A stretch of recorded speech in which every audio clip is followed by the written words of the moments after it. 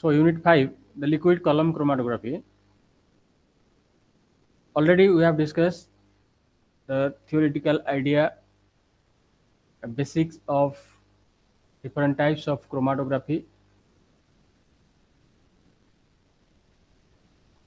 like liquid solid chromatography, liquid liquid chromatography, basing upon the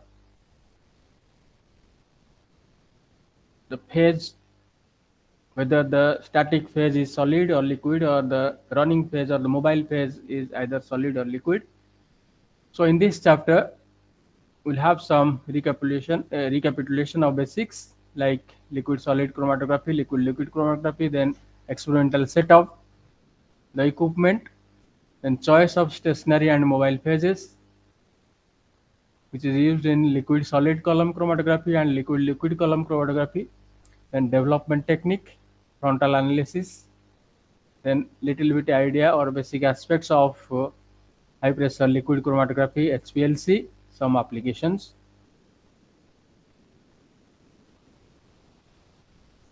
So anyway,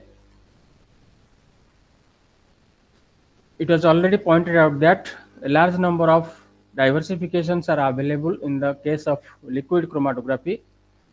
The main criteria used in classifying the different chromatographic techniques are the nature of the mobile phase. So again, the shape of the support, that means it is a column or any two-dimensional, that means whether it is paper or planar chromatography, nature of the support, that is whether it is simple or bonded with some other thing, and the mechanism, whether it is adsorption, partition, ion exchange, or sieving, so which are responsible for separation. So in this unit we'll discuss the liquid column chromatography. So here in liquid column chromatography, the different mechanisms cited should be included, but in the general parlance of chromatography, the technique includes only two mechanisms, whether it is adsorption or partition. So our discussion in this unit will confine to liquid solid adsorption and liquid liquid partition chromatography.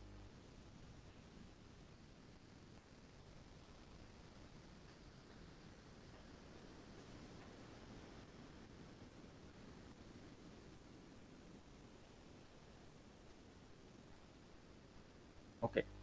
So the liquid solid chromatography.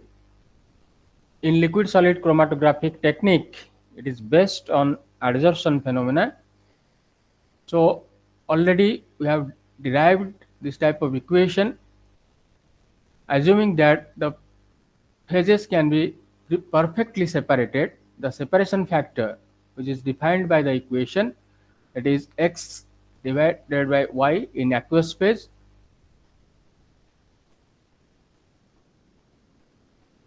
okay, or it is adsorbed phase, that means on the adsorbent, and x upon y in the liquid phase or in the mobile phase. So alpha, that is the separation factor, which is equal to the ratio of the mole fractions of the two components x over y in the adsorbed phase divided by their ratio in liquid phase. Similarly, in liquid liquid chromatography, it is sometimes called liquid partition chromatography. So it is based on the separation of the solutes by their differential partitioning between two immiscible phases. This usually involves a stationary phase coated on an inert solid support, normally silica gel, and an immiscible mobile phase. Most commonly, the stationary phase is more polar than the mobile phase, and in some circumstances, however, it is advantageous to reverse the role so that the stationary phase is less polar. So that we are telling it as reverse phase partition chromatography. The process of liquid liquid chromatography is similar to simple batch extraction between two immiscible liquids in a separated funnel. So in liquid liquid chromatography, equilibrium distribution of the solutes between mobile phase and the stationary phase takes place rapidly. and the separation of the components of a mixture results from the resulting distributions of the various solute molecules in the two immiscible phases. So the distribution equilibria are described by the distribution coefficient, which is otherwise known as the partition coefficient. For practical chromatography, it is necessary to be able to predict a particular solvent-solute relationship in order to obtain the required separation of a mixture. So the distribution of the solute between two phases is also defined in terms of capacity or retention factor, that is K prime. The different terms already we have discussed in unit 4. So then we go to the setup, experimental setup. So we'll either to the figure.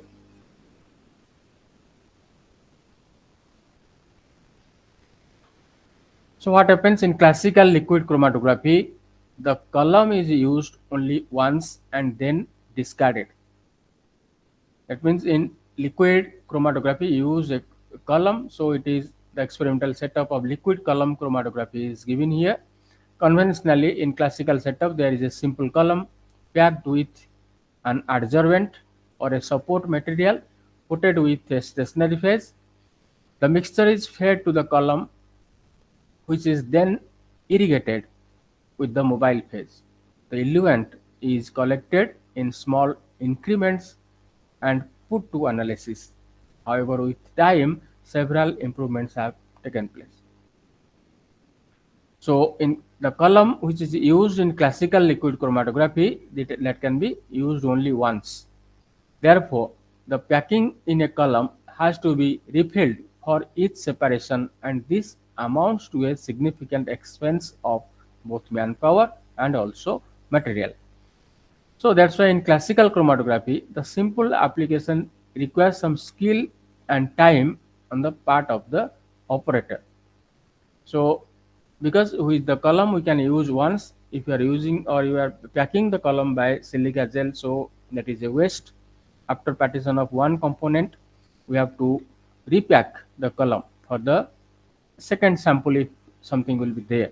So for each sample we have to pack the column. That's why there will be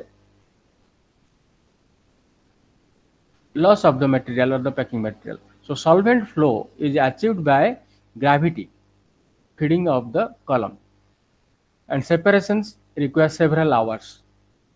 The detection and quantitation are done by manual analysis of individual fractions.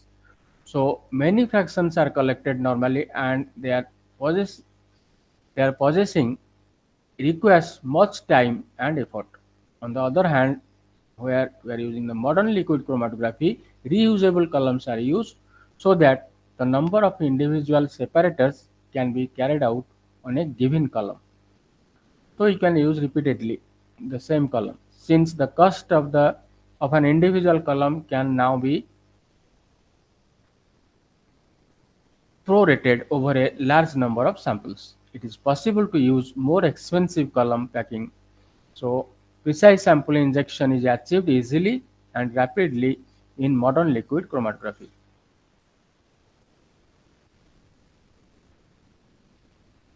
So this is the improved version which is given here. So the mobile phase, so by pump it will be injected. This is the column which is reusable, and you will get the chromatogram, or the detector will detect the peaks like this.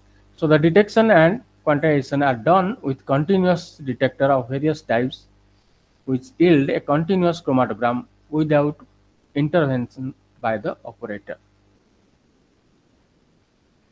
And this is a more improved version or sophisticated liquid chromatography setup.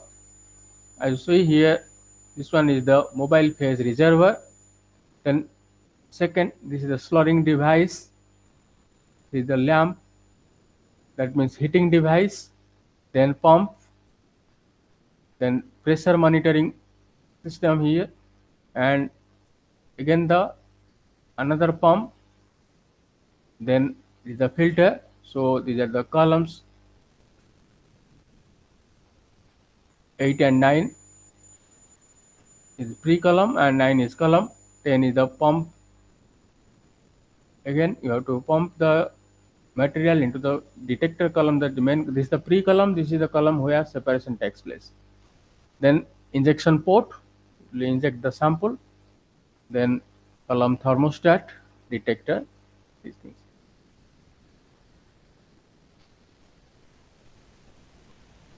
So in this equipment,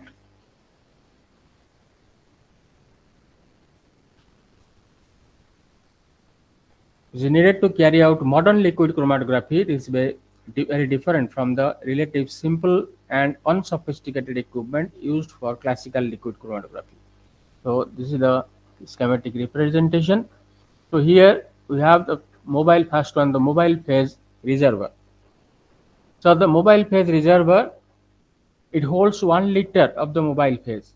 This reservoir is made up of stainless steel, which is inert to most mobile phases and is not subject to breakage. Many different forms of reservoirs have been used, and simple units may be constructed from glass flasks or bottles of an appropriate size. Some reservoirs are designed so that the mobile phase may be degassed in situ, because we have to degas the mobile phase. If some dissolved gas will be there in the mobile phase, then as we are applying some pressure, then it will be degasified. So the column may break because gas will be there in between the liquid sample. So column may break. So you have to first degasify the mobile phase.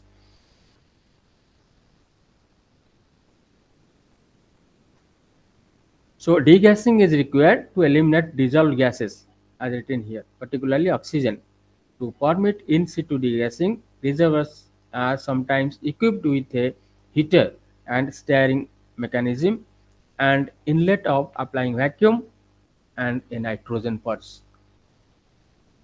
Then the pumps as a whole. So pump is only for the pumping mechanism, so it will insert the sample and the mobile phase into the column. So one of the most important parts of modern liquid chromatography instrument is the pumping system. In modern liquid chromatography, the resistance to flow of the long narrow columns packed with small particles is relatively high, and high pressure, therefore high pressure is required. So pumps are grouped into two major categories: the mechanical pump, which deliver the mobile phase at a constant flow rate, and the pneumatic pumps, which deliver the mobile phase with a constant pressure. Okay, so two types of pumps are used. So one is mechanical pump, which delivers the mobile phase at a constant flow rate, and pneumatic pumps, which deliver the mobile phase with constant pressure. Then next part is the filter. A filter is normally placed in the line following the pump to remove fine particles of particulate material which can clog the inlet of the column. Generally, a 2 micron sintered stainless steel filter is adequate for this purpose. If any particulate matter will be there in the solution, then that we have to remove. So that's why we need a filter. In the pressure monitoring device, which monitors the column input pressure, which should be inserted in the line between the pump and the chromatographic column. This pressure monitoring device indicates if there has been a plugging in the column or a failure of the pumping system. So it will increase or decrease the pressure. The pressure will not remain constant, so that it will check whether there is breakage or clogging in the column, or the pumping system is not working. Then the sample introduction device.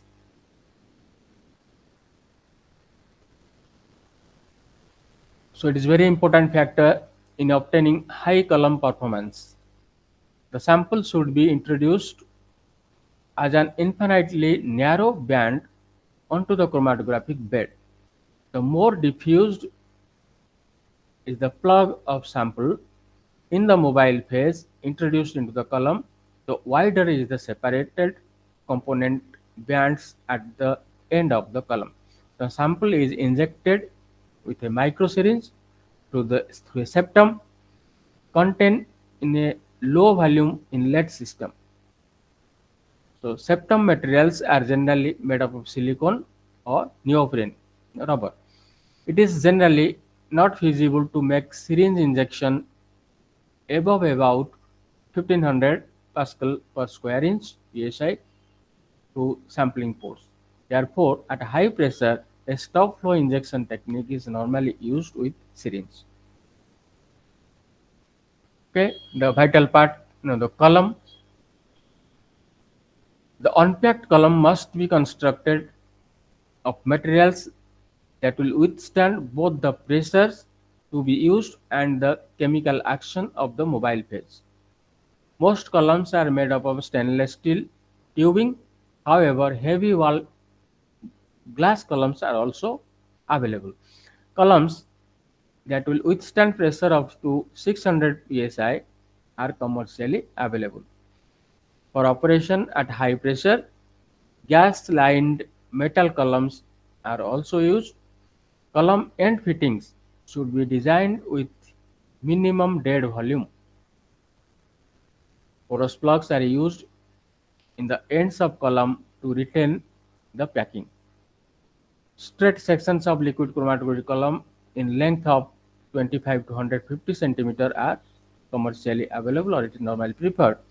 Some columns may also be bent into a U shape. Coiled columns are also sometimes can be used, but are often less efficient than columns prepared in straight section.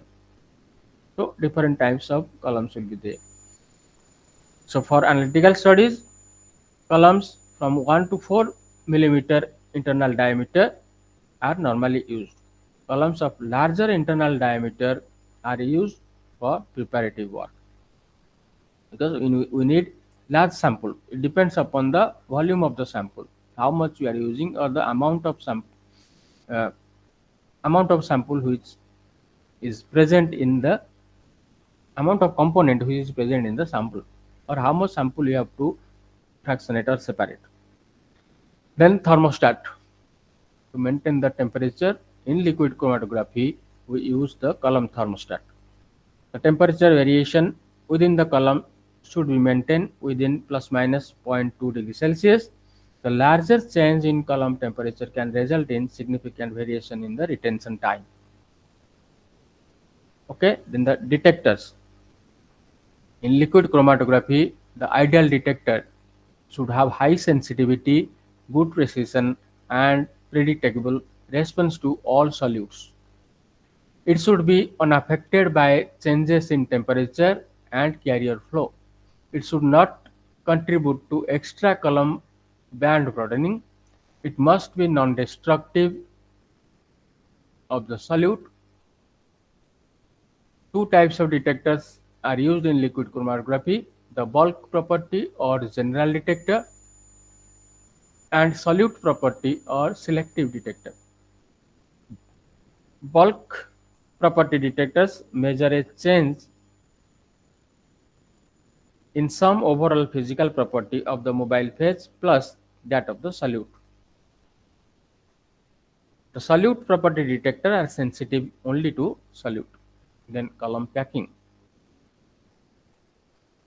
The packing of columns in liquid chromatography are described in terms of adsorbent or stationary phase, the type of particle and particle size.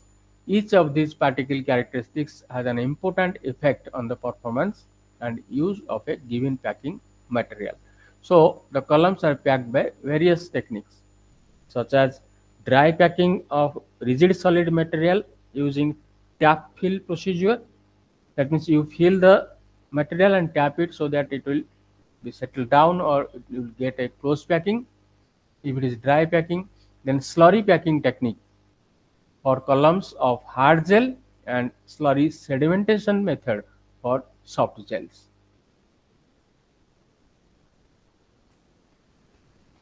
Okay, one is dry packing. Only the adsorbent we have to in make that one. But in the slurry packing, we have to, with the mobile phase, we have to make the slurry of the adsorbent.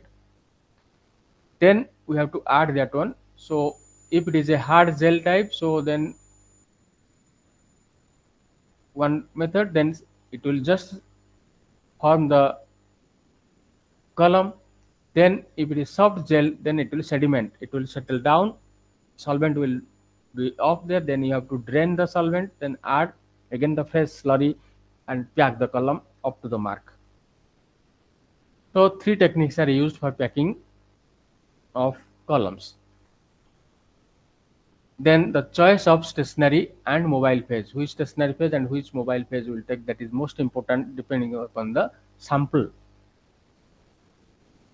Okay, the success of a separation by liquid column chromatography depends upon the proper choice of the stationary and mobile phase. In liquid solid chromatography, the stationary phase is an adsorbent, and once we talk about the adsorbent, some of its properties such as adsorbent type, surface area, particle size, and activation and regeneration become relevant. But in liquid chromatography, the stationary phase is a liquid immobilized on an inert support. While considering the liquid, its polarity and tendency to leach out become important.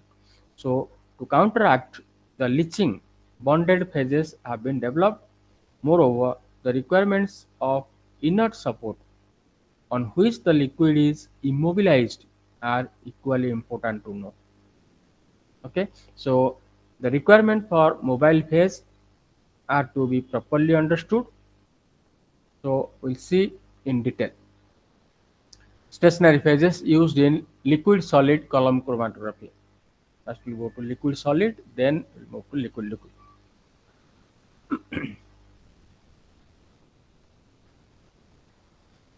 So in the stationary phase in liquid solid chromatography, they are mainly finely divided or porous solid, which has the adsorption capacity and which is not too soluble in the mobile phase. It must not be soluble in the mobile phase. That should be used. So silica gel, mainly we are using silica gel, activated alumina, carbon, magnesium oxide, magnesium carbonate, hydrated calcium silicate, talcum powder or talc, silver sulfide, bauxite, activated clay from bentonite. Okay, fillers earth, sucrose, and powder cellulose. So these are the common type, common example of stationary phase which are used in liquid solid column chromatography. So the properties that we have already just cited above, what are the properties we have to consider to select the adsorbent or the stationary phase? So first one is the adsorbent type. So whether it is neutral, basic, or whether it's polar. So various adsorbent types exhibit different selectivities towards the different types of compounds.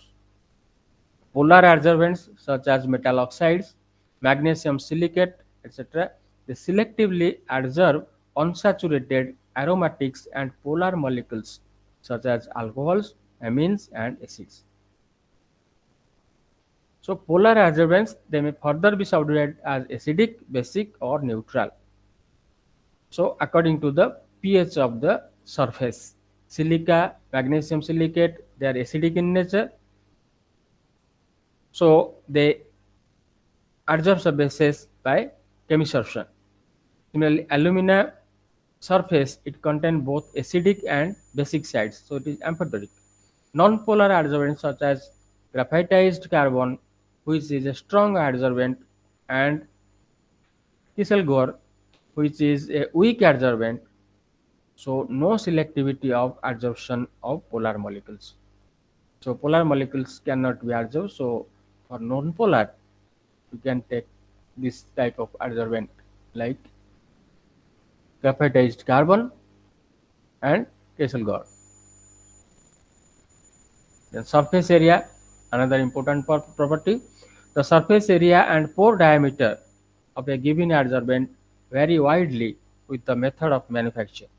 In adsorption chromatography, the separation depends on the transport of the molecules through the system and on the interchange of the molecules between the adsorbed phase and a liquid phase.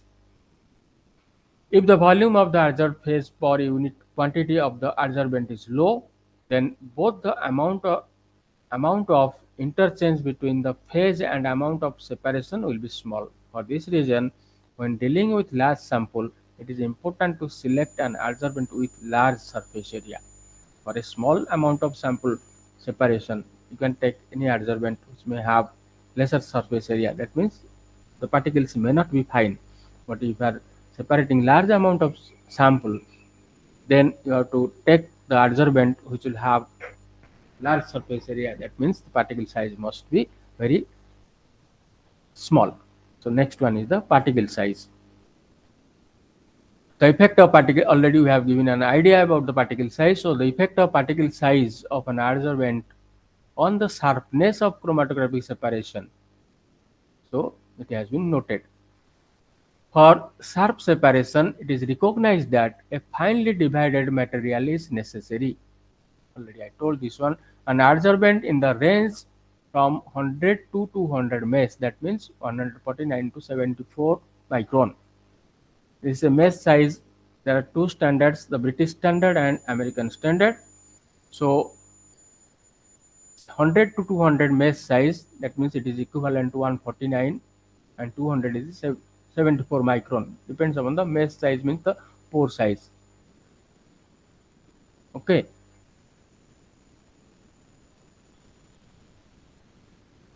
Are you clear about this one? 100 to 200 mesh, that means it is equivalent to 149 or to 74 micron.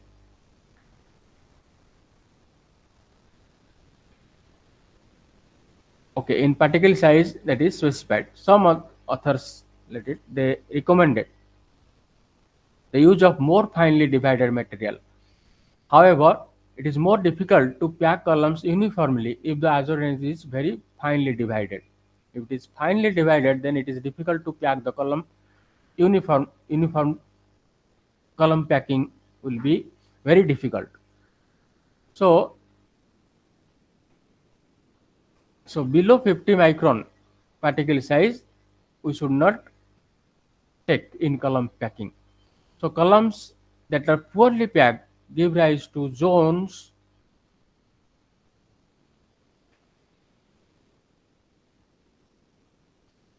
that are irregular in shape.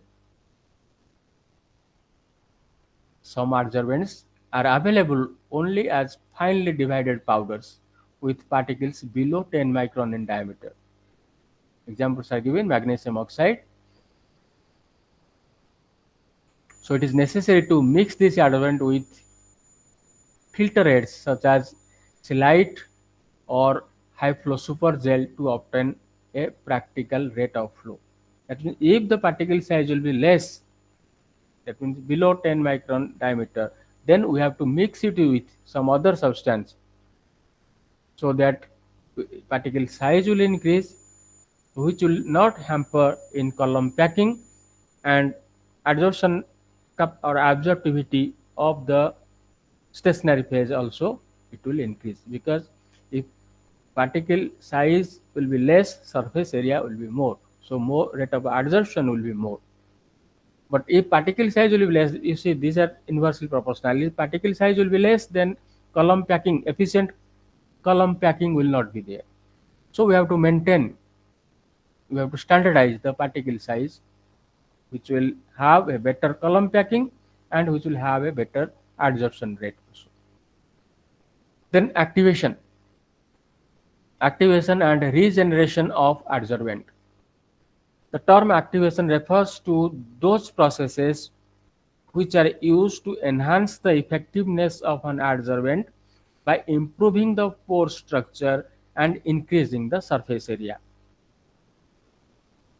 So if pore size will increase, surface area also increases. So it will improve the pore structure and increase the surface area. In general, with carbon, high temperature activation procedures produces an organophilic adsorbent, and low temperature activation, a hydrophilic adsorbent.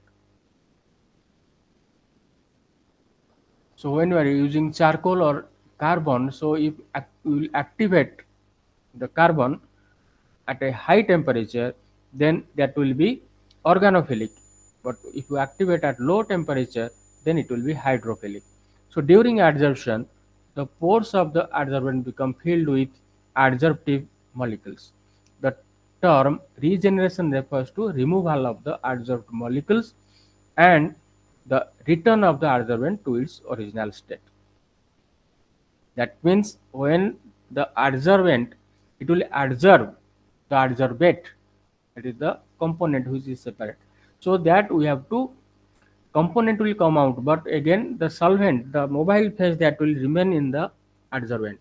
So that we have to remove. So that is known as regeneration. That means the adsorbent, it will come to its original state. So the regeneration of the adsorbent can be carried out by gentle heating if the adsorbed molecules are volatile, if we are using organic solvent. If they are non-volatile, then they may be sometimes be removed by elution or disruption with volatile solvent. Simple case, if water we are using as the eluent, so water will be remain in the pores of the adsorbent, so that we have to remove. So we require a high temperature. Moreover, if you require high temperature, then activity may be changed. That's why what you have to do, you have to elute with a volatile solvent. That water is there after use of the column, after chromatography is over. If water you are using or a low volatile solvent you are using, any organic solvents are also there which are having high boiling point, like diphenyl ether, okay, or acetic acid if some cases you are using also. So what we have to do, we have to elute the column with organic solvent or volatile solvent, so that the this non volatile part, it will be replaced by volatile. So then we have to heat it. So with some adsorbents, overheating will destroy the pore structure, as I told. For example, silica gel should not be heated above 200 degrees Celsius. On the other hand, the rugged adsorbents, fuller's earth and bauxite, they may be heated in an oxidizing atmosphere to temperature sufficient to burn up the adsorbed material near 540 degrees Celsius. This is all about the nature of the stationary phase. Then the stationary phase which is used in liquid column chromatography.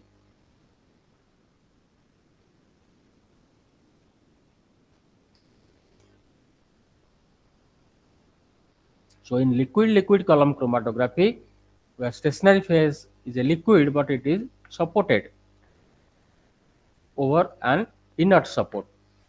So the stationary phase is a liquid that is immobilized on a inert support. So the stationary phase falls into two classes: the more usual hydrophilic one and the reverse phase. So the stationary or supported liquid phase have been for many kinds of varying in polarity from water to paraffin hydrocarbons. Water is polar and hydrocarbons are non-polar. As a large number of liquid stationary phases can be held mechanically on an inert support, such stationary phases have some disadvantages like leaching out of the liquid stationary phase from the inert support. It may come out during running of the column or rolling of the chromatogram. So therefore, in order to eliminate such disadvantages,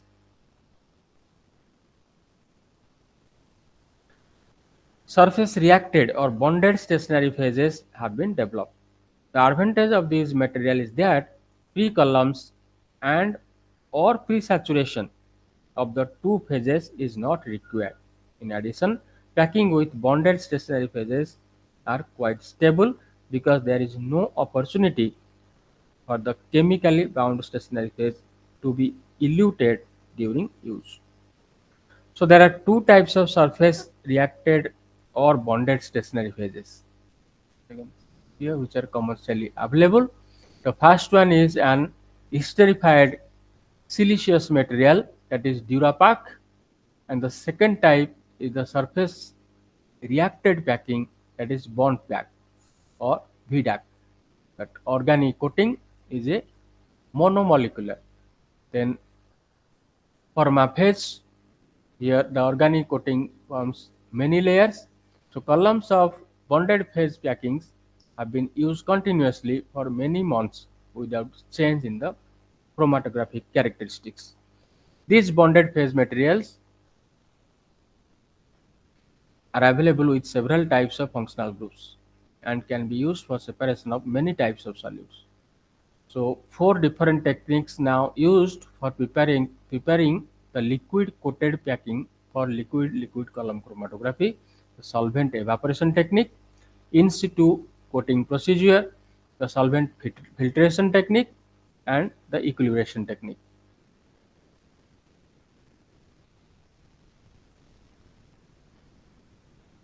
So what are the support for liquid-liquid partition chromatography? Because liquid-liquid column chromatography, so we are telling that liquid-liquid partition chromatography. Solid liquid is based on adsorption and liquid-liquid is based on partition. So in liquid-liquid partition chromatography, the stationary liquid phase is supported on an inert support. So the ideal support, it must have the following characteristics. It should be chemically inert and must not dissolve or swell in the stationary phase. It should display good wettability by the stationary phase, and it should neither dissolve nor react with the mobile phase. It should consist of particles as identical as possible, which allow the most uniform and reproducible packing. It should have large enough surface to retain the stationary phase as a thin uniform film. Porous supports generally meet this requirement. Next one, it should allow the column to have acceptable pressure drop as regards the mobile phase. It should have sufficient mechanical stability. It must not grind during the column packing. Impregnation of stationary phase or regeneration of support material. When applied for routine analysis or for preparative purpose, it must be relatively cheap, easily available, and permit regeneration. So these are the characteristics or the requirements for the supporting material. Then the mobile phase in liquid column chromatography. The choice of mobile phase in liquid chromatography is important. If water deactivated silica is used as adsorbent, the solvent is then varied to give KDS value in the optimum range from within 1 to 10.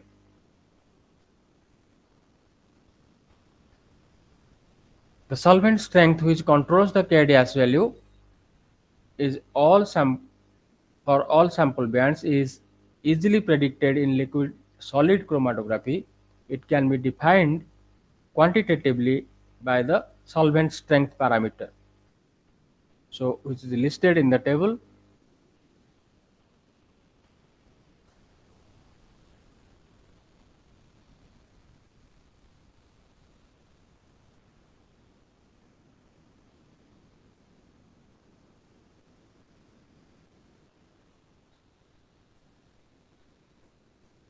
These values are given, which are given there for alumina as the adsorbent, and the solvents which are written here, they are arranged in order of increasing strength, which is referred to as an allotropic series. If an initial solvent is too strong, then a weaker solvent is substituted. Similarly, if the initial solvent is too weak, then a stronger solvent is substituted. Thus, an allotropic series can be used to find out right solvent strength by rapid trial and error approach.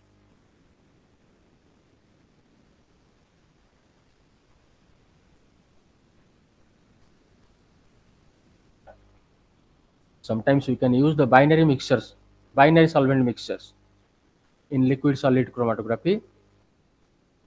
There are several advantages in use of binary solvent mixture, that is solvent strength changes continuously with composition. Another advantage of binary solvent is that solvent viscosity can kept low.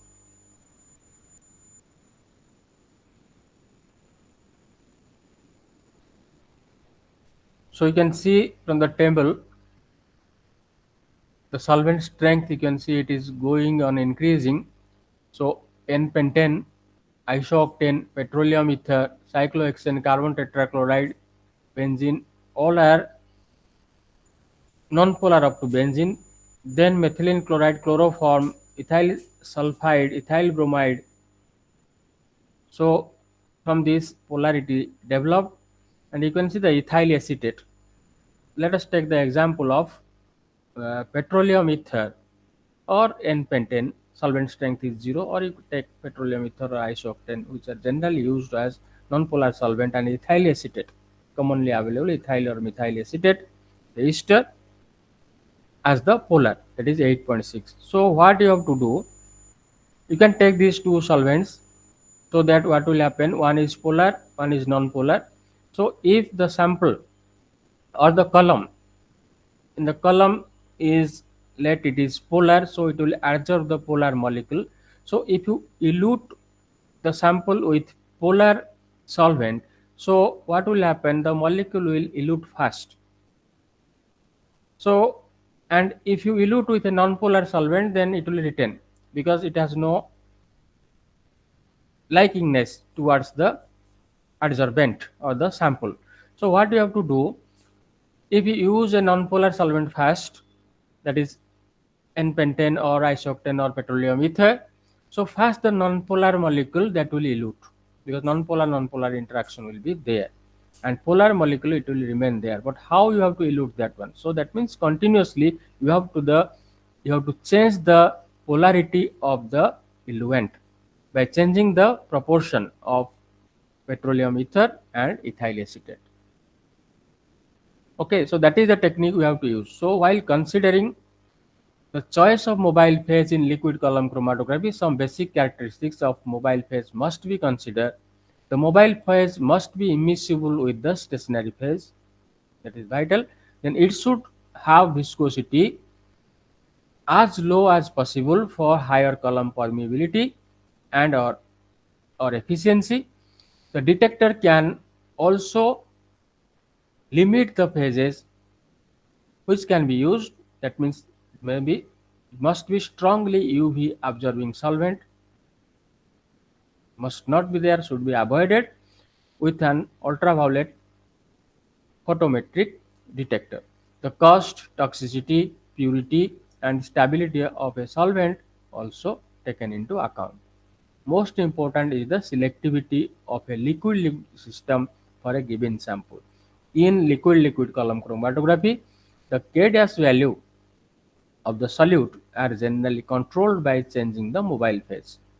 The scale of solvent polarity is defined as the Hildebrand solubility parameter, that is the delta. The parameter delta is a good measure of what is commonly called the polarity. Non-polar solvents have low value of delta, whereas polar solvents have large values of delta. The value of delta for different solvents are also given here.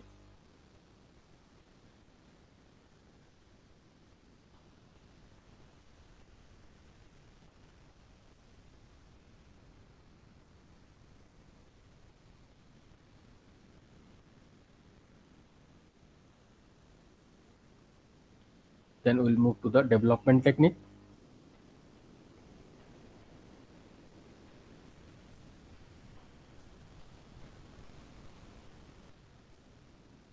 There are three basic methods for chromatographic developments: the frontal analysis, displacement development, illusion analysis. So what is frontal analysis? In frontal analysis, a large sample in a suitable solvent is passed through a short adsorption column previously saturated with solvent, and the effluent is analyzed continuously until the composition is identical with that of original sample. Because first we have to, in the mixture, we have to first find out quantitatively what is the amount of the components present in the mixture. Then we have to see while it is eluting, so we have to find out the concentration of the eluting substance which is coming out of the column. So when concentration will be identical, then we'll say that the peak is maximum. That's the thing. So the effluent is analyzed continuously until its composition is identical with that of the original sample. Let us consider a three-component mixture containing equal quantities of each component fed continuously into a column. Because of the forces between the solute and the stationary phase, each solute will be retained to a different extent, and it comes into equilibrium while the stationary phase with the stationary phase while passing through the column. So the first component to elute will be that which is held least strongly with the stationary phase. That is the principle. Which will be adsorbed least, that will come first. The second component will elute, but the conjunction with the first component, because before ending of the illusion, the first, the second may be come out, and finally the most strongly is held of the three will elute in the conjunction with the first and second component. So subsequently, there will be no change in concentration of the solute in the mobile phase, and the concentration of respective solutes will be same as the fed mixture. So the concentration profile resulting from frontal analysis, that is given here.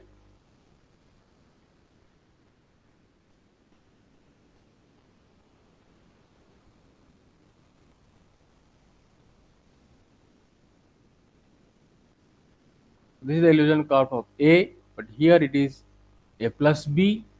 This is A plus B plus C. All will come. So that means A will separate, but A plus B plus will be there. So this A plus B will be there. So what we have to do? We have to continue or repeat the column. That's the thing.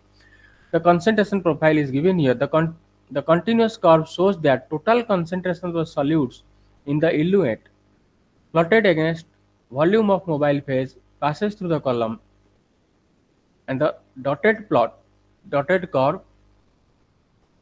present a similar concentration profile but each individual component. So frontal analysis were employed as a development procedure in the early stage of chromatography, and before detection procedure were fully effective.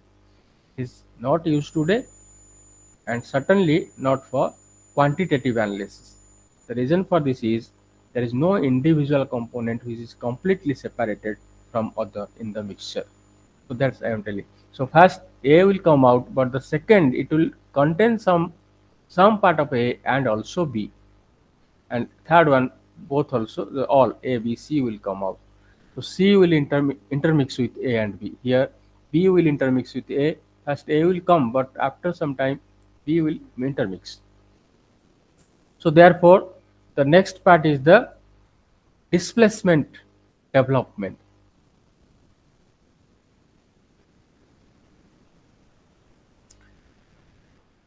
So it has the advantage of being able to accommodate large sample and giving sharp separations. It depends on the competition between solutes for the active sites of the adsorbent, and is only really effective in separating very strongly adsorbed materials. In displacement development, all the substances in the sample will be held on the stationary phase so strongly that they cannot be eluted by the mobile phase. They can nevertheless be displaced by the substances that are held on the surface by stronger forces. However, there will be competition between individual solutes, and when the sample is placed on the column, all the immediately available active sites of the adsorbent will be occupied by the most strongly held component. What will happen as the band of the sample moves down the column, the next available sites will be occupied by the next strongly retained component. Thus, all the components array themselves along the column in order of their adsorption strength. To develop the chromatograph, another substance called the displacer it is introduced in the mobile phase stream. The displacer has an even higher affinity for the adsorbent than any other component to be separated. So where we are adding the displacer, that will displace the component from the adsorbent. So therefore they can be separated more easily. Thus, on coming into contact with the site occupied by the most strongly adsorbed component, it will displace this component into the mobile phase and thus move on to the next group of sites occupied by the next component, which will then itself be displaced. Thus, the displacer drives the adsorbed components progressively along the column. So each component displacing the one in front until they are eluted in the same order in which they are adsorbed on the column. So the least strongly held being eluted first. The concentration profile of the displacement development is shown in this figure. So we can separate as seen here A, B and C. So it has very limited application as a separation technique and is only very rarely used in quantitative analysis. Then the third one, that is the elution analysis.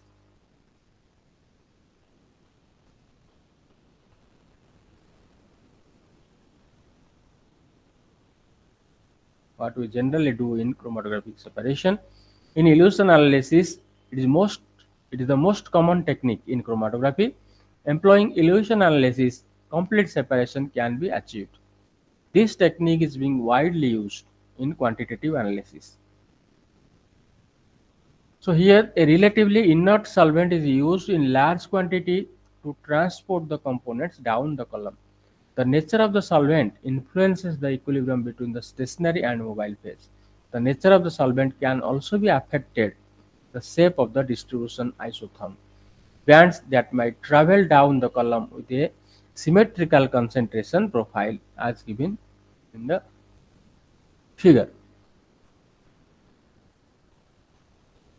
With one solvent might be quite unsymmetrical with another. When elution analysis is used to separate materials with widely differing distribution coefficients, the use of single elution solvent is not practical. As I told, we have to use a mixture depending upon the polarity. If the eluent chosen is strong enough to remove the most strongly held material in a reasonable time, it will carry the more weakly held material through the column too rapidly. On the other hand, if the eluent is weak, it will be difficult to elute more strongly held material. Therefore, when a sample component have a wide range of distribution coefficients, graded eluents are used. I told a mixture of N-heptane and ethyl acetate. When utilizing graded eluent, the usual procedure is to begin with the weakest solvent capable of eluting one of the sample component and to change increasingly stronger solvent until all the sample has been eluted. The change from one member of series to the next is made by stepwise increasing in concentration of the stronger solvent. So very slowly we have to increase the concentration. If rapidly you have to increase, then the column, if it is a column chromatography, then column will break. It will hamper the separation. So this technique is called as the gradient elution analysis. The gradient elution technique can be used not only with mixed solvent, but also with any phenomena that will give a solvent gradient in column. In the column, that may be pH or ionic strength. these things can be used.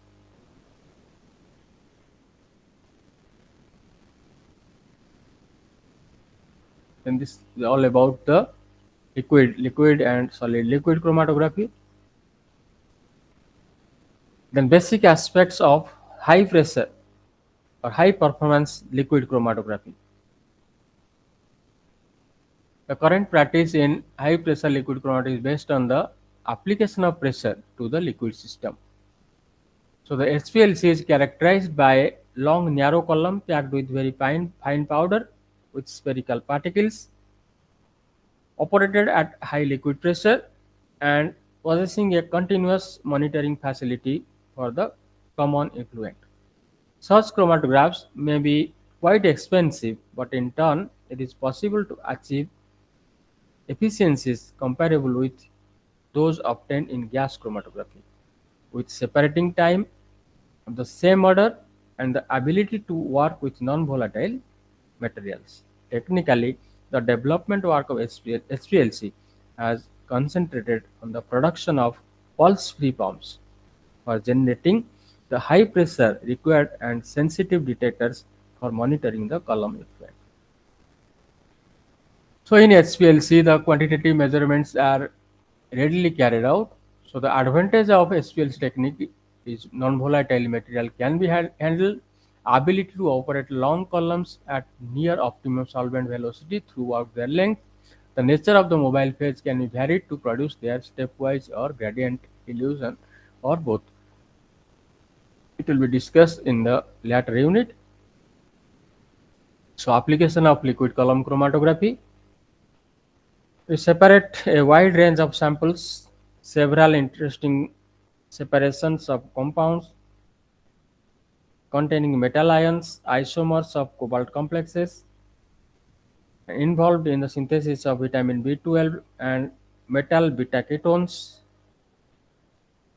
has been achieved. Steroids and related synthetically prepared compounds have been separated by liquid column chromatography. So various pesticides are also have been separated by liquid column chromatography. The stationary phase and mobile phase used for separation of various compounds have been given in the table. What are the sample separation, what is the stationary phase, what are the mobile phase and the column parameters, it's given here.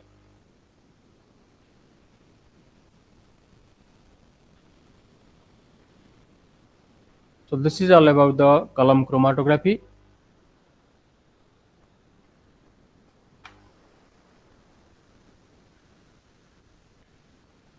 Some terminal questions. Says. Okay, so this ends the chapter 5 about the liquid column chromatography. Then let's start the planar chromatography. That is maybe paper or thin layer chromatography. Okay, just we'll have a 5-minute break. Then we'll come.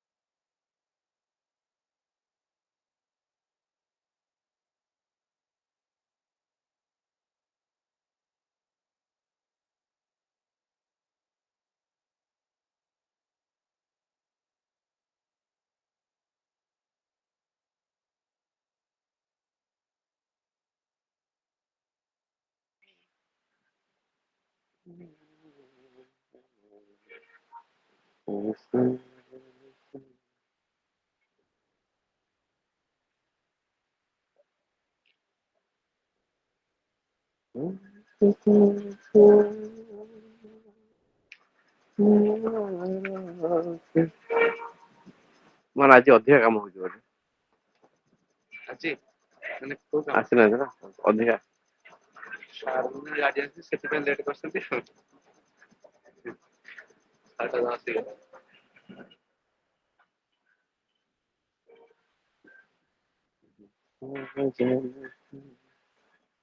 ଶୁକ୍ର ଯେତେ plant ଏଇ ଧରା blue colour ହଁ ସବୁ ଗୋଟେ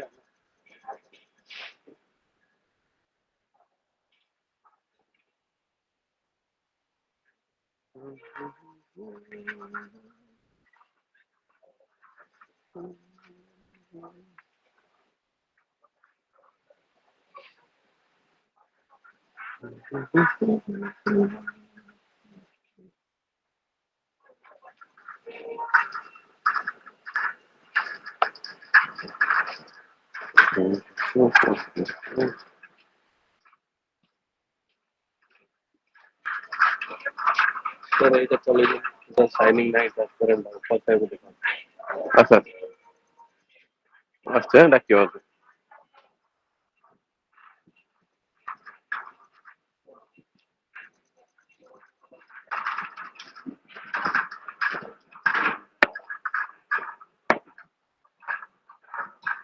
সেটা কোন সেটা কোন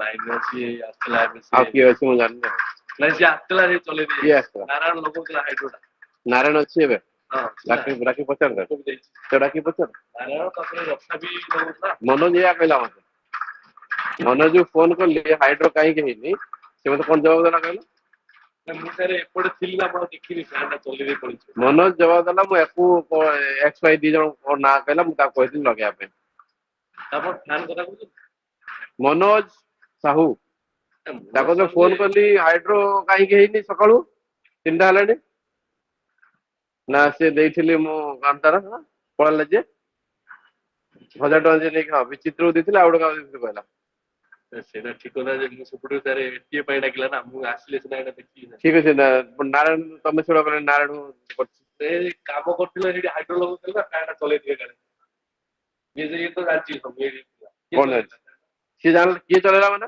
ଏନ୍ସାରେବୁଲ କିଏ ଆମେ ତ ସାର୍ ଫୁର୍ସତ ପାଇଲେ ଏନ୍ସାର କିଏ ଦବ ଫୁର୍ସତ ପାଇଲେ ତମ କଣ୍ଟ୍ରୋଲ ନାହିଁ ତାପରେ କଣ୍ଟ୍ରୋଲ ଅଛି ବାହାର ଲୋକ ଆସି କରିଯିବ ମାନେ ପ୍ରାକ୍ଟିସ ଏପର୍ଯ୍ୟନ୍ତ ହେଇନି କ୍ୱାଲିଟିରେ ପ୍ରାକ୍ଟିସ ହେଇଛି କିନ୍ତୁ କେତେବେଳେ ଅନପ୍ରାକ୍ଟିସ ହେଇଯାଉଛି ଇଏ ତ ପୁରା ଅନସେଣ୍ଟ୍ରିକ ଅଛି ଅନସେଣ୍ଟ୍ରିକ ଅଛି ମୋଟା ପତଳା ହେଇକି ଅଛି ତ ଆଖିରେ ଦେଖାଉଛି ଦେଖା ଏପଟ ମୋଟା ଏପଟ ପତଳା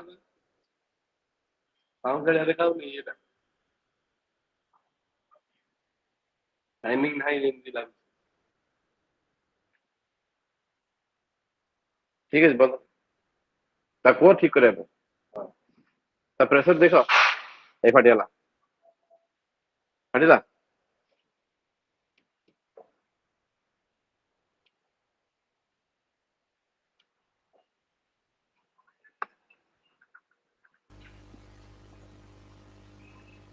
Okay, we'll start.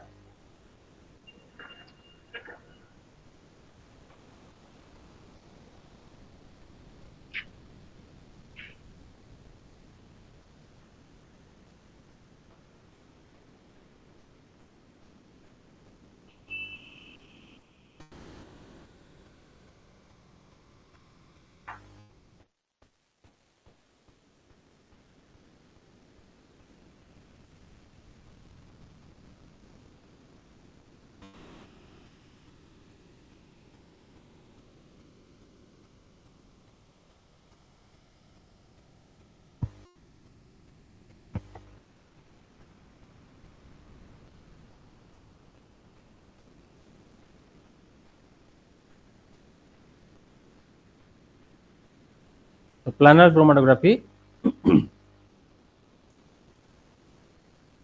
You see here the paper and thin layer.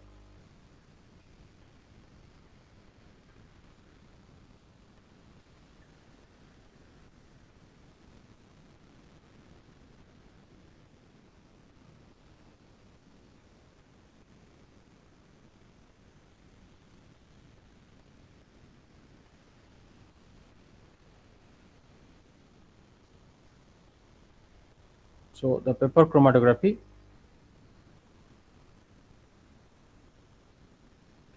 The principle. The technique of paper chromatography consists of a sheet of cellulose filter paper which serves as the stationary phase or separation medium. A small amount, usually in few micrograms, of the solute is placed in a small area near the end of the strip. See whether the figure is there or not. Yes, it is there. Okay, so this one the procedure for carrying out the paper chromatography and also for finding out the retention factor. Okay, so a small amount of solute is placed in a small area near the end of the strip. A solvent is allowed to move from the end of the paper by capillary action, and after equilibration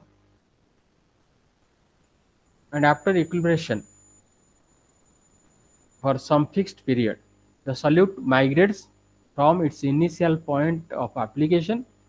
The components of the mixture are separated completely and or partially in distinct color zones, or are located by the application of different reagents or by applying ultraviolet fluorescence. That is the development of the paper chromatogram. Okay, so this paper chromatography, it is considered as simple a form of liquid partition. The hydrophilic fillers of the paper can hold or bind water in humid atmosphere such that a large percentage of water may be held in the filter paper. Thus, paper was considered to be analog of a column containing a stationary aqueous phase. When solute molecules get partition between this water and the mobile immiscible organic solvent. So in here we have one factor that we have to calculate, or we have to mainly based upon by choosing the component or the eluent in which we have to elute the paper with the flow, that is the retention factor, that is RF value. So it is a characteristics parameter that is called the retention factor. So it represents the position of an ion or a substance with respect to the solvent phase. So RF, retention factor of a solute, is defined as the ratio of the rate of movement of the solute to the rate of movement of the solvent. So how much solvent is moving? So let this is the solvent font and this is the solute, the component which is moving here. So this movement of the solute to movement of solvent is known as retention factor. So distance traveled by the solute to distance traveled by the solvent.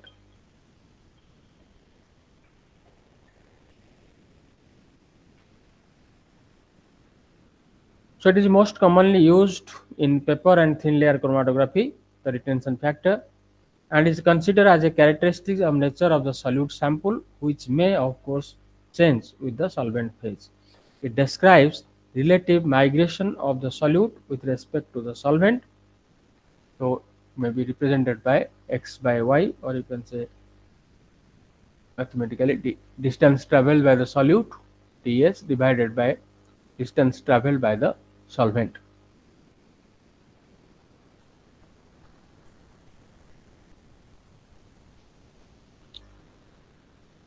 So by definition, the retention factor value cannot exceed 1. Ideally, the retention factor value must be in the range 0.1 to 0.9 with a minimum separation of 0.05. In order to have better separation, two spots must not overlap with each other, and these must be symmetrically without any tailing. It should not be there tailing, it should be symmetrical like this. Long tailing will not be there. In order to avoid tailing, different solvent mixtures mixed in proper ratio must be tried. If the spot of the solute is not symmetric, then the distance traveled by the solute ds is measured from the position of maximum intensity or the center of the spot.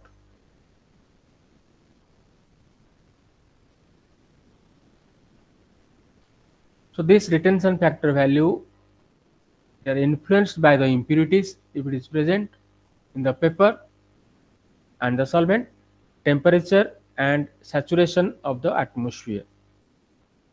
So these are the factors which we have to consider.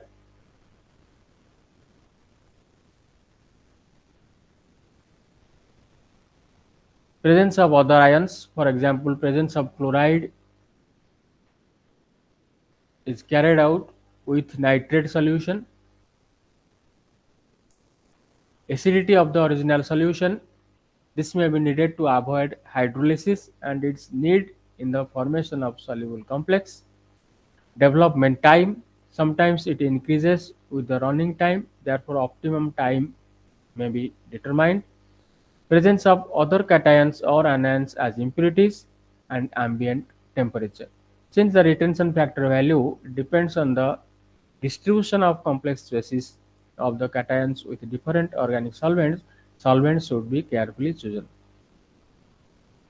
So the technique of paper chromatography is primarily used for qualitative identification, though it could also be used for quantitative determination, but with a poor precision. Hence, it could be at best considered as a semi-quantitative technique. Next, we will go to the stationary support.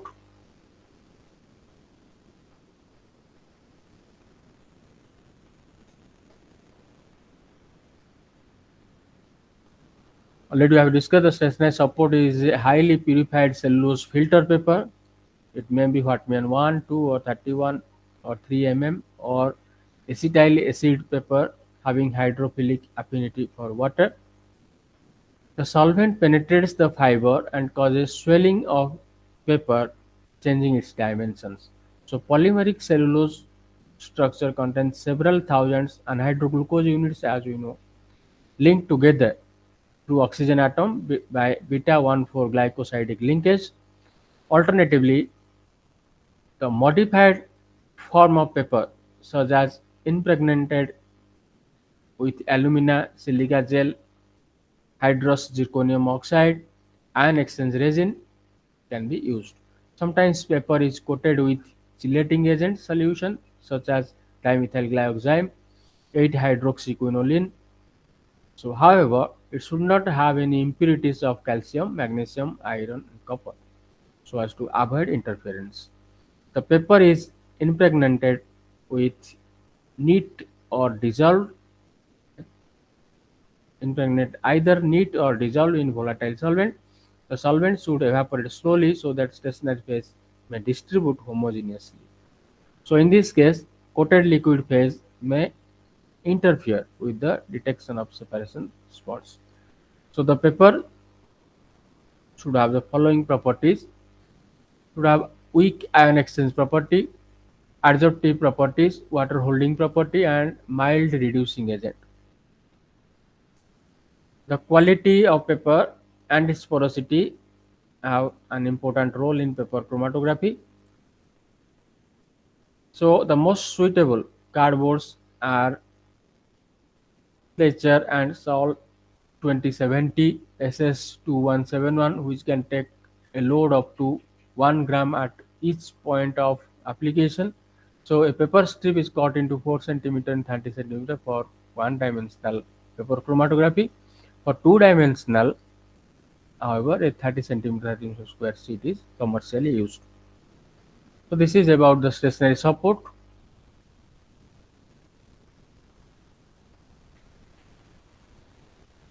Then the solvent system. What type of solvent you have used? So following criteria should be adopted for choice of the solvent. The solvent should not react chemically with any of the component of the sample mixture. The composition of solvent mixture should not change with time. It means that none of the component should be volatile. The solvent should not interfere with the detection of spots. The distribution ratio should be independent of solute concentration.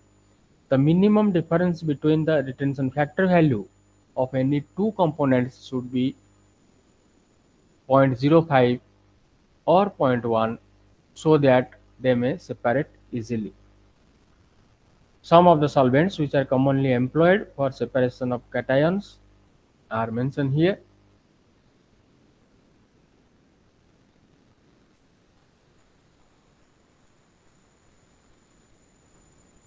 Okay. N-butanol saturated with 3 molar hydrochloric acid. So equal volume of alcohol and acid are shaken together and the upper layer is used.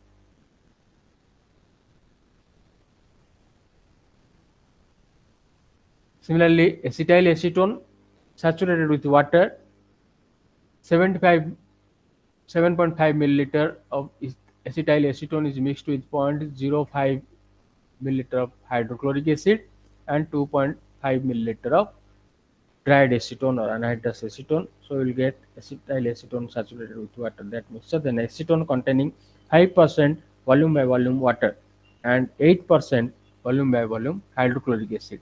Glacial acetic acid containing 25% dried methanol, or you can take simple methanol. Methyl ethyl ketone containing 30% water and 1% potassium thiocyanate. Methyl acetate containing 3% methanol and 10% water. Pyridine containing 10% water. Dried N-butanol containing 40% dry methanol.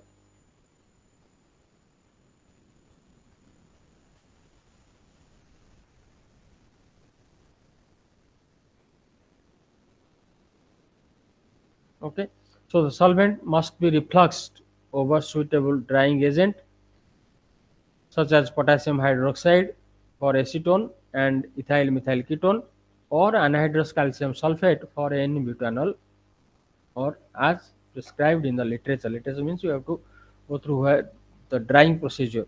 One handbook is there for uh, purifying the laboratory reagents or laboratory chemicals. We can go through that book and we can dry. Different drying procedures are there for different solvents.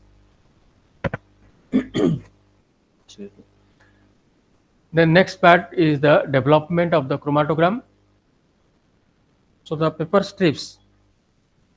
Now you can see the figure.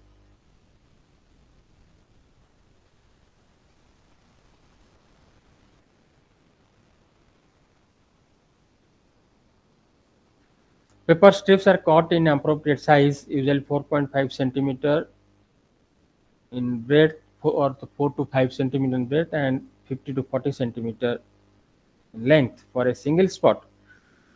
But breadth may be changed for multiple spot. This 4 to 5 breadth can be changed and stored under control conditions of humidity. It's not absorb moisture.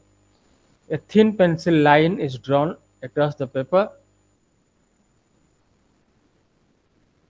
2 to 3 centimeter from the edge, and a circle is put at the center. The sample is dissolved. Here we have taken 3 or 4 samples. So for each sample you have to draw a circle, and in each circle you have to put the sample. The sample is dissolved in a volatile solvent and then it is spotted in the center of line using a lambda or micropipette, or usually 5 to 10 microliters, or even with a capillary tube in case of qualitative analysis. If only if quantitatives, then you have to use a measured volume of the solution. But for qualitative analysis, you can use the capillary. The spot must be as small as possible without any spread for better separation and symmetric spot offer separation. It is best done by placing the sample dropwise, drying it with hot air blower, okay, or a hair dryer to evaporate the solvent as shown in the figure. Sample spot may also be dried using infrafill lamp in a chamber. After drying, another drop may be put and dried. So several spots of different sample or a sample and a standard can be made across the line with a minimum separation of 1 to 2 centimeter. This separation must be 1 to 2 centimeter. The paper is now ready for development. So after putting the samples, we have to develop, or we have to run the chromatogram. The important equipment which is used in paper chromatography is a development chamber, where chromatogram is developed in a controlled environment. Some commercially available development chambers used in ascending and descending paper chromatography, as shown in the figure. Here and here. Here it is descending order. Okay, this is ascending. Here the diluent or the solvent is there which will flow through the chamber, so it is ascending. Here at the top we have the solvent, the trough for solvent, then here is the paper, so it is descending. In ascending chromatography, the paper is supported by means of a clip as shown in this figure. In descending paper chromatography, the top edge of the paper is held down by a glass rod or strip as shown here. So the development chamber is pre-saturated with the solvent system, and then paper is hung with its end dipping in the solvent system. The solvent starts rising slowly and it stops after some time. It may take an hour or even longer.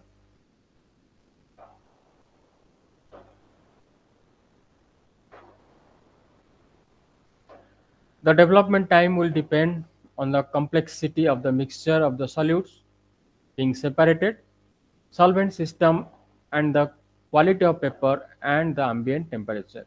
The diffusion of the solvent and the resulting separation into spots is termed as development of the chromatogram. It is essential that paper should be equilibrated with the solvent vapor in the chamber. For good resolution, reasonable retention factor value must be in the range 0.4 to 0.8, with typical separation time being 1 to 2 hours.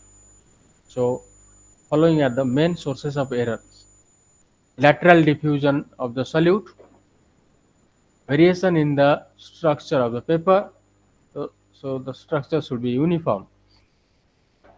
This become important especially for the concentrated solutes. Then variation in geometry of the assembly for the standard and unknown sample. However, this error can be easily eliminated by using the same tank for two samples where similar experimental conditions are maintained. Then the detection method, how to detect the spots. If it is colored sample, then we can detect by naked eye, but if it is colorless, then you have to take the help of UV chamber. Anyway, so after development of chromatograph, the solvent front is marked and the solvent is dried. The spot of the separated compounds are then detected in a variety of ways by using any one of the following method. Reactions with coloring reagents such as dimethylglyoxime for nickel and hydrogen sulfide for any group 2 elements. Nickel if there, then coloring reagent should be taken. Dimethylglyoxime with nickel, it will give a scarlet red coloration, and hydrogen sulfide gas if you use and your detection elements are group 2 elements anything, so they will be converted to their sulfide which will give a black color spot. Then fluorescent producing agents, if the compounds that are active to fluorescence, then you have to take fluorescence producing agents like okay, so UV visible spectrophotometer, UV chamber you can take there. Inherent visible colors of the components such as sulfides and oxides, if they are colored, then okay. Radioactivity measurement by radio tracers. Then electrochemical methods such as potentiometry, conductance measurement, and polarography have been successfully used for detection and quantitative analysis of paper chromatography. However, these methods are of limited importance and are not commonly used. The reagents employed includes diphenyl thiocarbazole, that is dithiazone, propionic acid, diphenyl dithiocarbazide, alizarin, salicylaldehyde, morin, potassium ferrocyanide, potassium chromate, ammonium sulfide, and hydrogen sulfide gas. In many cases, two or more of these reagents are also advantageous.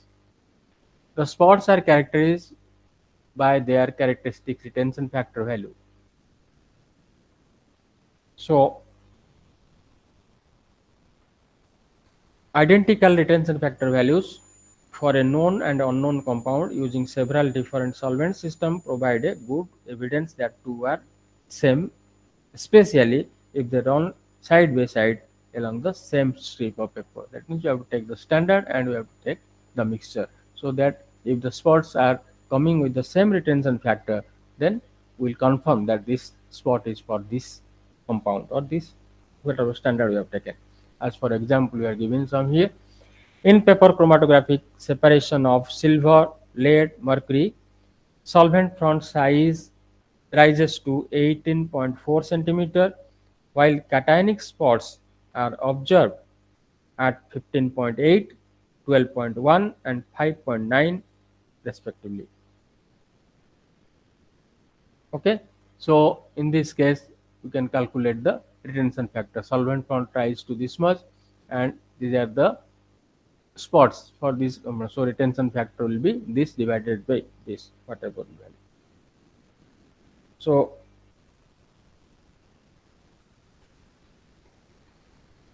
this is given the solution. So like this you can calculate.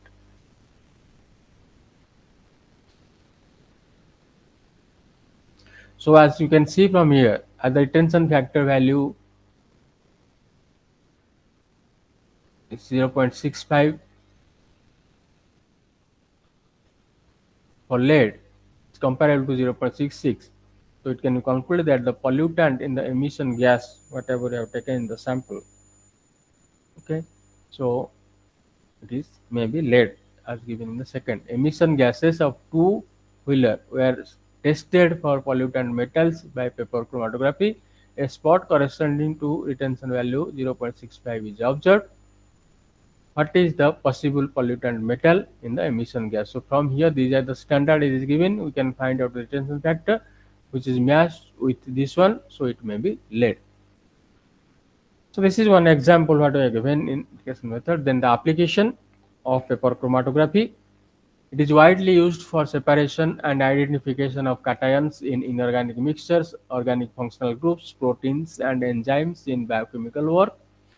It is particularly useful in the separation of closely related compounds such as isomers, homologues, isotopes, and species having different valency or oxidation states.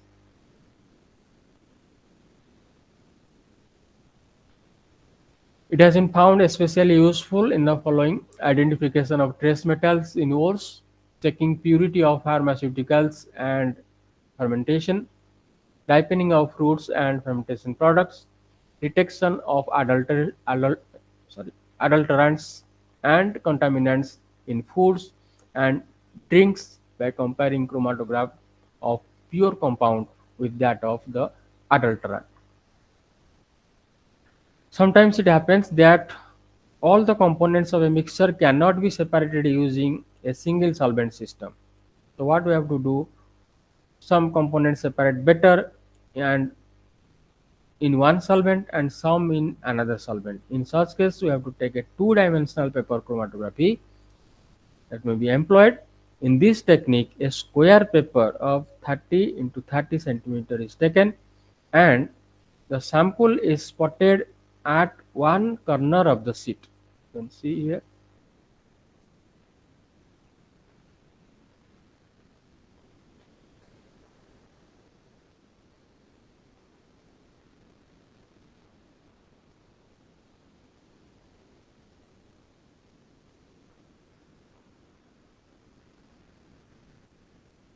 Okay, so then we have to elute.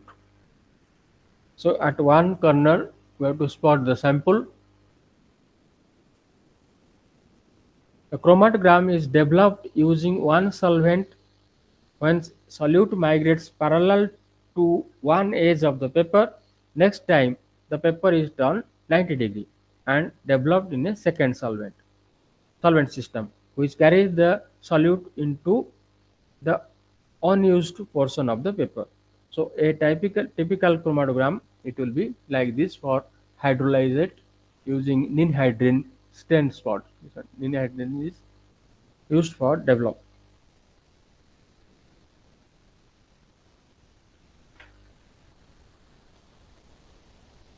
So some typical applications are given below. Separation and identification of manganese, nickel, cobalt and zinc. So it may be separated by paper chromatography using Hartmann number 1 filter paper. So retention factor values are given. So like this. Then separation of mixture of pesticides, separation of different anions of sulfur,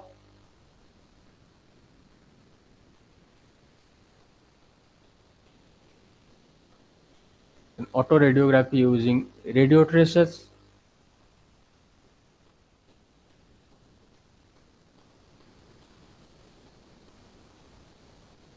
this autoradiography. So what is that one? Let me see here. In this technique, a radio tracer or a radio labeled solute sample is used. After development of chromatogram, it is kept in contact with a photographic film of the same size. After some time, when the film is developed, then dark spots are developed. Leaves irradiated by light containing carbon-14 isotope. So photo-induced biochemical, so photosynthesis will be there. So CO2 will be come into the system. So biochemical reactions leading to formation of the compound. Okay, whatever compound P, Q, R, S, T, that will be incorporated with carbon 14, so that P dash P will be converted to P star or Q will be converted to Q star like this. So after some time, when the film is developed, in dark spots are developed in place of spots corresponding to the movement of solute component. This is called autoradiography. It has been found to be especially useful for the study of distribution and metabolism of compounds administered into plants or animals. So unique example is given that when photosynthesis, carbohydrates from atmospheric carbon dioxide in presence of light and chlorophyll by using, it may be carbon 14. So phosphorus and hydrogen 3, also P33, tritium and phosphorus 32 also we can use. The plants were placed in atmosphere containing C14 labeled carbon dioxide and irradiated with light. So the plants were removed from different radiation periods of light and the molecular components were separated using paper chromatography. The presence of radioactive atoms in a compound by following autoradiography was taken as a proof of involvement of that compound in photosynthesis. So it will be run solvent N-butanol and water. So different components will be separated as they contain the radioisotope carbon 14. So they can be detected by radioisotope detector. So we'll move to the thin layer chromatography then.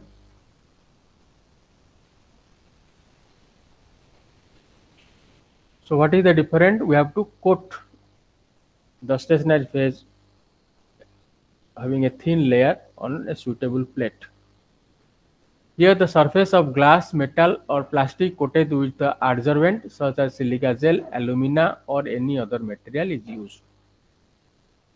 So the stationary phase which is used in TLC can be an adsorbent, an ion exchanger, a molecular sieve, or it can serve as the support for a liquid film.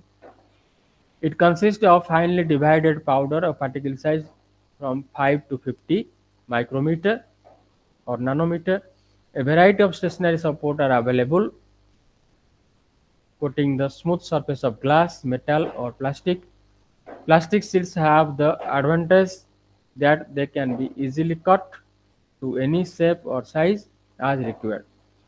Silica gel that is from 60 to 20 mesh size. Silica gel G remains the most frequently used coating material. It contains hydroxyl groups on the surface which form hydrogen bonds with the polar molecules. The adsorbed water prevents other polar molecules from reaching the surface. Hence, the gel is activated by heating to remove the adsorbed water. In modified silica gel, hydrogen and OH groups can be replaced by other functional groups similar to the bonded phase. Alumina containing hydroxyl groups or oxygen atoms is another commonly used adsorbent. Other adsorbents which are widely used are powdered cellulose, magnesium silicate, calcium silicate, activated charcoal, or natural diatomaceous earth, ion exchange resins such as DOX 50W, strong acid cation exchanger in sodium hydrogen form of DOX1, strong base anion exchanger in chloride form. So here what we have to do, an aqueous slurry of the powder is prepared by mixing the adsorbent with binder such as plaster of Paris and or polyvinyl alcohol to help it adhere to the backing material. So it is uniformly spread over the plate manually or by using one of the commercial forms of the spreader. As shown is the spreader, so we have to spread that one with the plate. This is the uncoated plate and this coating is done. The thickness of the layer usually ranges from 0.1 to 0.3 millimeter, but for preparative work, much thicker layers are preferred. The solvent is evaporated off and adsorbents are activated by placing in an oven at 110 degrees Celsius for a few hours. Pre-coated, ready-to-use plates and sheets are also commercially available.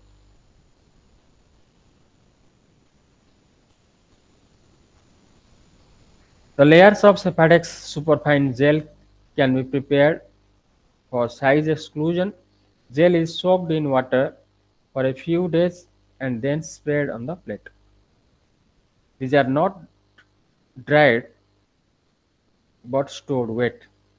Capillary action through these molecular sieves is much slower, typically in the order of 1 to 2 centimeter per hour. Hence, it takes longer period to develop the plate. So, what are the points precautions we have to follow while handling the TLC plates? The surface of TLC plates should not be touched. The plates should be handled carefully by holding at the edge so as to avoid any contamination due to sweat. The plate should be cleaned thoroughly so as to remove any extraneous material and might contaminate the adsorbent. Then we'll move to the mobile phase. The choice of mobile phase is largely empirical, but some general guidelines can be formulated. So, what are the criteria to adopt? Choose the mobile phase. The developing solvent must be of the highest purity because even trace amount of impurity may be yield irreproducible results. Good separation of polar or ionic solids can be achieved with a mixture of water and N-butanol. The criteria used for the selection of developing solvents are the same as for column chromatography. The eluting power of solvents increases in the order of their polarities, for example, from hexane to acetone to alcohol to water. An allotropic series, as already given in point this table, you can see here, this already we have discussed. So we have to follow this one. So it can be used for selection of the best solvent or the solvent mixture. For example, if the stationary phase is hydrophobic, mixture must of benzene and cyclohexane and chloroform in different ratio provide satisfactorily mobile phase. Then the apparatus requirement, that means the developing chamber or development.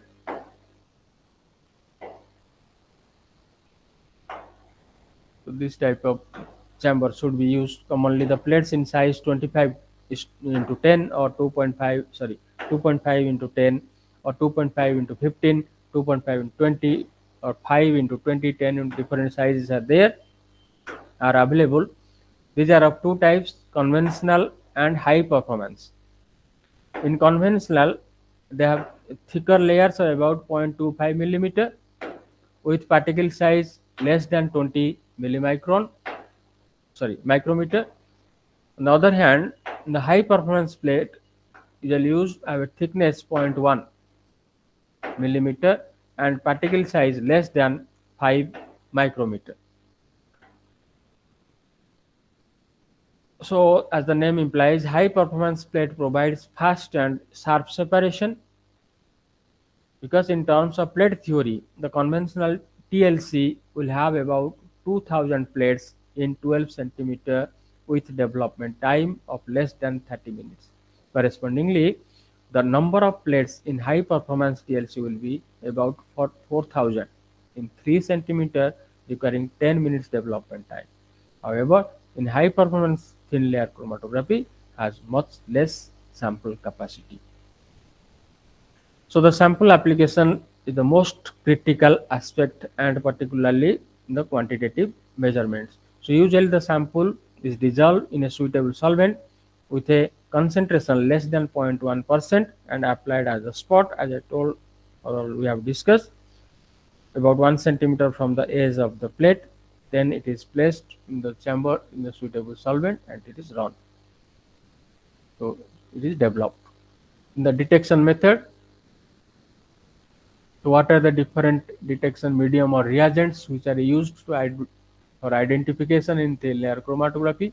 If you have amino acids, then your reagent must be ninhydrin or isotin for to see the spots. That is, these reagents are called chromogenic reagents, which will produce color if your samples are colorless. So for amino acids, we have to take ninhydrin or isotin. If ketones and aldehydes are there, we can take 2,4-dinitrophenyl hydrazine. For metals, we can take hydrogen sulfide or diphenyl carbazide, or you can rubianic acid. For sugars, aniline phthalate. Alkaloids can be identified by chloroplatinic acid. Lipids by bromothymol blue. Steroids and essential salts by antimony trichloride. So these are the different chromogenic reagents which are used to detect the spot.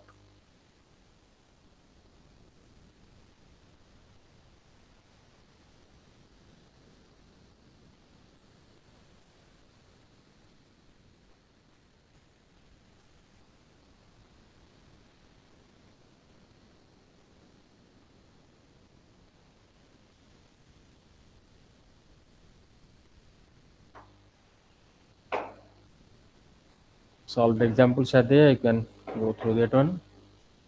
Then the plate concept which is applied to TLC.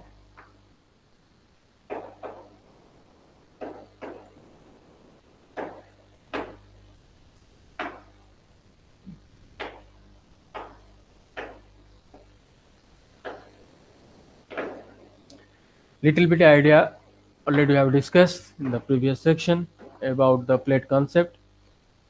So plate concept and its terms are developed for column chromatography can be applied to thin layer chromatography after slight modifications.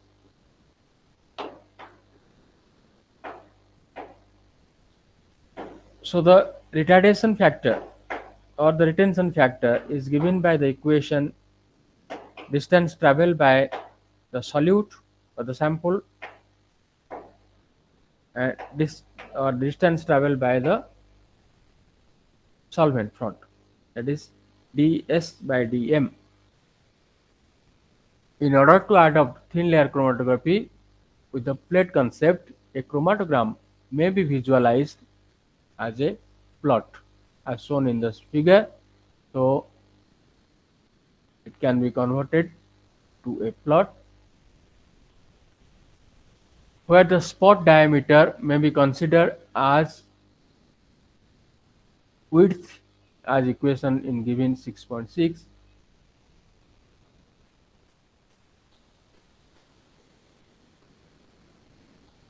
Because already this one we have discussed, let us consider this one. For the mobile phase, Tm may be defined as distance traveled by its linear velocity. So Tm equal to ds by u. The solvent does not reach the same point until the mobile phase has traveled the distance dm. Therefore, Tr, that is equal to dm divided by u. So substituting the values in Tr and Tm in equation, that is Tr equal to Tm into 1 plus k prime. This one already we have derived. So k prime will be equal to dm minus ds divided by ds. So in that way, the capacity factor is expressed in term of retardation factor Rf as like this, 1 minus Rf divided by Rf. So to convert to the plate, this approach, which is used method of development of column chromatography. So n number of plates, that will be equal to 16 into ds divided by w whole square. So w is the spot width and the plate height is represented by, so h equal to dm by n. So this w, so this will be converted to like this. So for dm may be defined, okay. So from here we can find out the dw and dw half whatever maybe. So plate concept also can be applied to thin layer chromatography. Then high performance thin layer chromatography, SPTLC. Little bit concept will give only.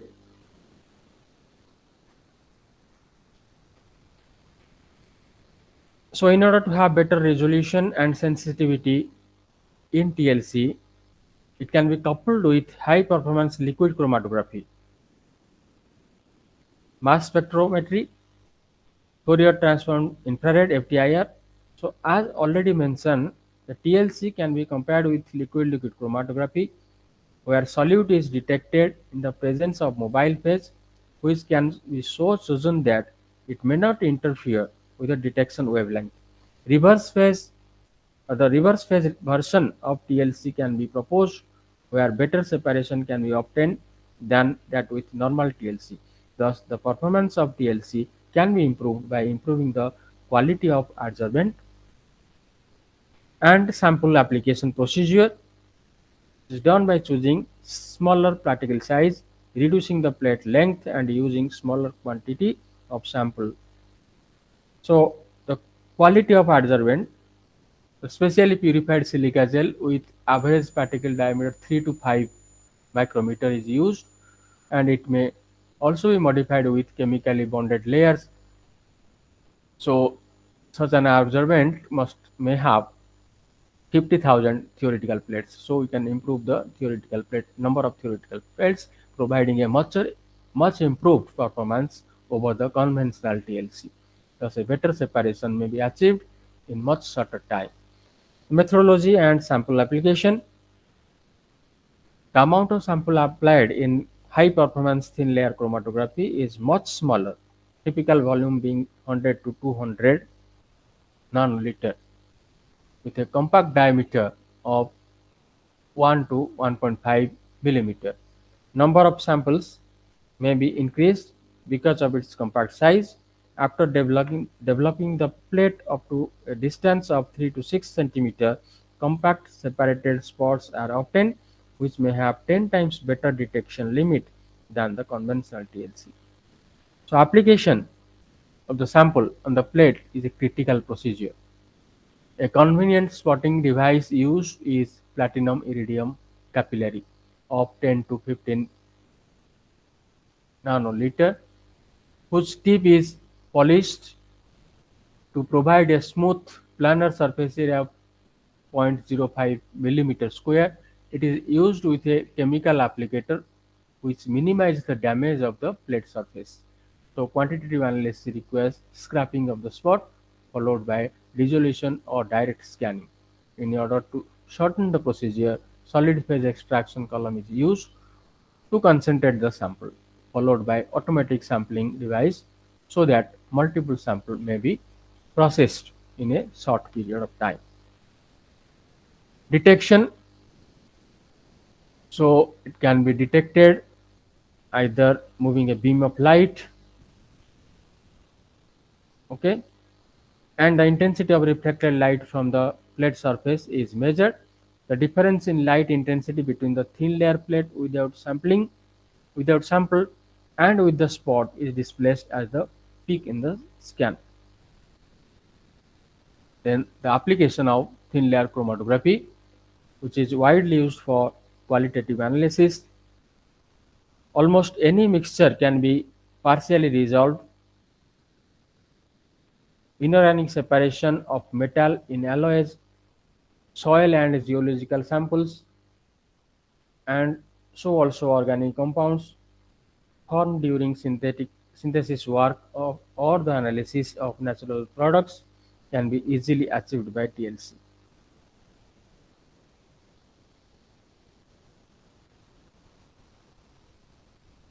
Okay.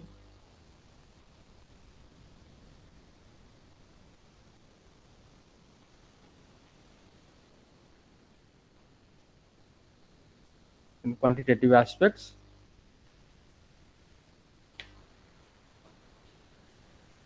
paper chromatography and thin layer chromatography are primarily qualitative techniques used for identification of inorganic and organic compounds. However, both the techniques can also be used for quantitative analysis after taking proper care and suitable calibration so as to so that reproducible and accurate results are obtained. So the important aspects are here. Standards and samples must be applied to the paper or plate in spots of similar size and at similar concentration using propipette. For quantitative analysis, these precautions should be taken. All the solvents must be high purity. While using mixture, this should be prepared carefully. Development chamber must be brought in equilibrium with the same manner or same solvent. So some physical and chemical methods which are employed: visual comparison of spots, physical measurement of colored spots, spot area measurement, radioactivity measurement, removal of spots by scraping or something. Spot is cut from the paper and removed from the plate by scraping. So we have to do all these things.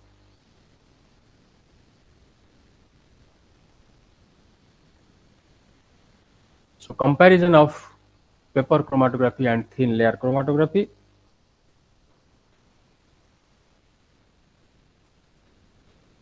So following are some differences are of special significance in case of paper chromatography. Cellulose paper acts as the stationary support that is flexible, where in TLC suitable adsorbent material is coated on a glass, metal or plastic sheet which is rigid. In paper chromatography, the solvent rises by capillary action, but in TLC, solvent moves